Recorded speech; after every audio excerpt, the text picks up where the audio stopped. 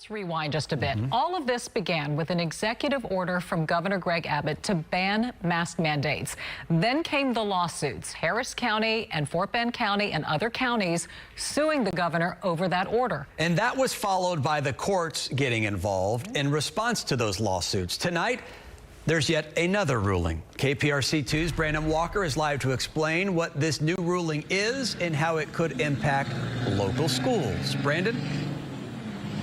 Well, Chris, we'll start right there. Local schools. This ruling, a temporary restraining order, it only covers Harris County. So, Christian Menefee, Harris County's attorney who argued the county's case today in court, says what this does is it allows school districts that may have been on the fence, deciding to stick with the state's recommendation about masks, to go ahead and implement a mask requirement, which was already put in place, required by the judge here. School districts can feel more comfortable. Harris County Attorney Christian Menefee says Governor Abbott has overstepped his bounds, and the court agrees. For now. That's what this case is really about.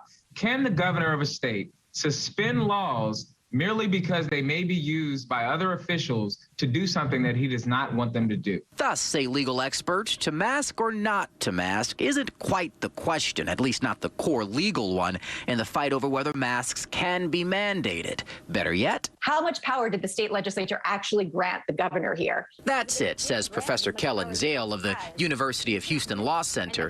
Zale is talking about the Texas Disaster Act, which Governor Abbott says empowers him to, say, stop local governments from requiring masks. So what's the rub for counties in opposition to Governor Abbott? They are saying the governor has misinterpreted what the Texas Disaster Act authorizes him to do. He's overreaching. The Texas Disaster Act is not very specific. Professor Josh Blackman of the South Texas College of Law says that's because the law, as written, doesn't outline clear guidelines for what the governor can or can't do.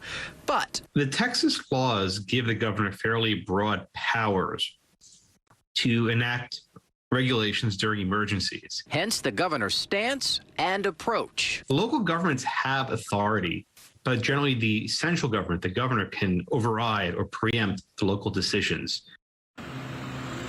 Yeah, but remember, the Disaster Act isn't necessarily clear on those exact guidelines, and so the court will have to ultimately decide this out. And so there was one lawsuit in that temporary restraining order today. Harris County also has another court hurdle to go through. Ultimately, all sides here say that this will ping and pong its way all the way up to the Texas Supreme Court, and so they will ultimately make a final decision on this. We're live in Alief. I'm Brandon Walker, KPRC 2.